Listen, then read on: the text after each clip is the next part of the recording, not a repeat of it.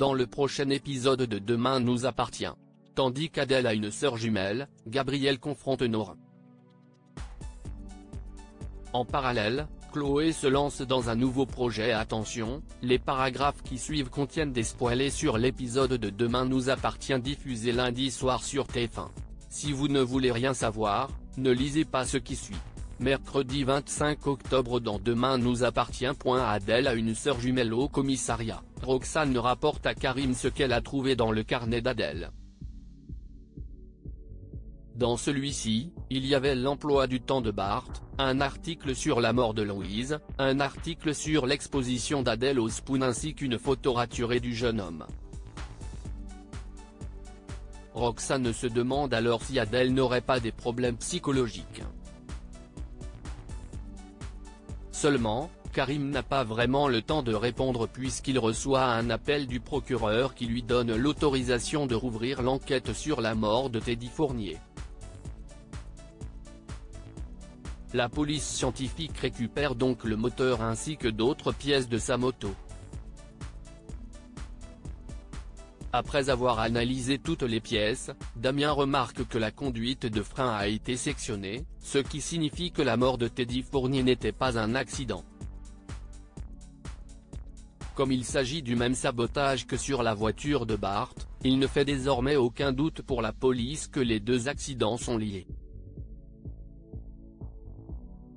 Adèle devient quant à elle la principale suspecte. Convoquée au commissariat, Adèle est interrogée par le capitaine Saïd. Lorsqu'elle apprend que Teddy a été tué, elle peine à encaisser la nouvelle. Cependant, elle ne voit pas qui pourrait lui vouloir du mal au point de tuer les hommes qui partagent sa vie. Au cours de l'interrogatoire, Karim évoque le carnet que Roxane a trouvé dans son sac mais la jeune femme ne voit de quoi il parle. Roxane, qui est présente, cherche alors à savoir si elle se souvient de l'avoir croisé rue Gambetta mercredi dernier. Perdue, Adèle ne sait pas quoi répondre. Peu après, elle quitte le commissariat en pleurs et tente de joindre quelqu'un au téléphone. Comme son interlocuteur ne répond pas, elle lui laisse un message: « Je viens d'apprendre que Teddy ne serait pas mort dans un accident, il aurait été tué. Et on a essayé de tuer Bart aussi, mon nouveau copain. J'ai peur. Appelle-moi. Tu me manques. » Non loin de là, une femme ressemblant comme deux gouttes d'eau à Adèle rentre dans une chambre d'hôtel et se met sur son 31. Il s'agit de Loïse, la sœur jumelle d'Adèle. En se retrouvant ensuite à l'hôtel, elles se prennent chaleureusement dans les bras. Gabrielle confronte Nora dans la matinée, Soraya croise Nora dans les rues de la ville. Comme cela fait un moment qu'elles n'ont pas passé un moment toutes les deux, l'avocate l'invite à dîner au restaurant. Froide et distante, Nora décline en prétendant être fatiguée. De son côté, Gabrielle raconte à Charlie qu'il a caché la lettre de Nora à Soraya. En effet, il craint que sa copine le quitte après avoir lu ce courrier. Sur les conseils de Charlie, Gabrielle se rend ensuite à l'hôpital pour discuter avec Nora. Après qu'il lui a avoué avoir lu la lettre destinée à Soraya, il précise que leur histoire n'est pas un jeu et qu'il ne s'agit pas d'une vengeance de sa part.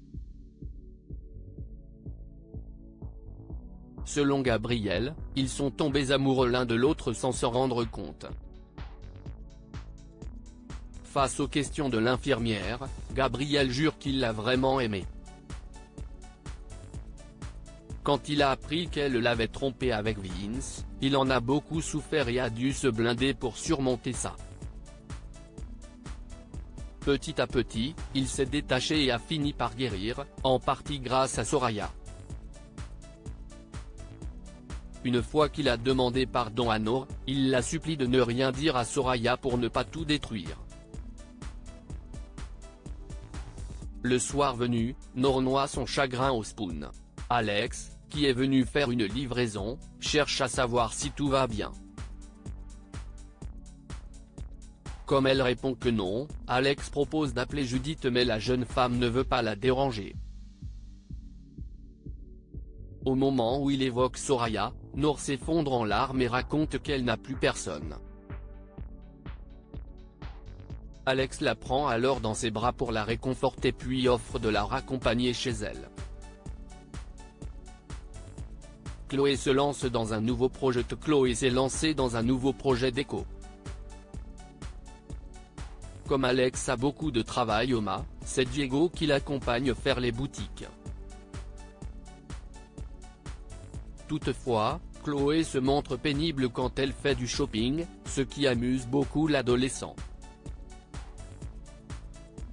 En réalité le projet mystère de Chloé est pour le MA.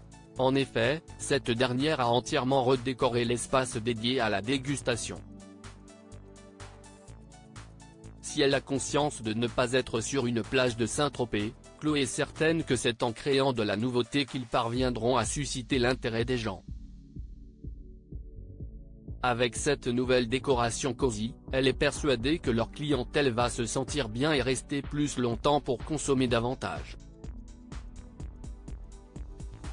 Même si cela plaît beaucoup à Alex, il fait cependant promettre à sa femme de ne pas toucher son atelier.